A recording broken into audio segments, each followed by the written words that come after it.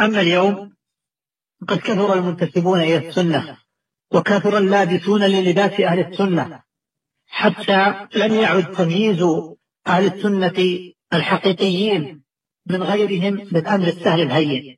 وهؤلاء الذين تلبسوا لباس السنة وتظاهروا بالتمسك بها لم يفعلوا ذلك إلا لأجل القضاء على وحدة أهل السنة والجماعة وتفريق صفوفهم وضرب بعضهم ببعض حتى تعلو راية البدعة وتسود جيوشها، ولكن يمكرون ويمكر الله والله خير الماكرين. فأهل السنة مهما اندس بينهم مندس ومهما تتزيى بزيهم ماكر فإن الله سوف يهتك ستره ويفرح أمره، فما أسر عبد سريرة إلا أخرجها الله سبحانه وتعالى على فلتات لسانه وقسمات وجهه.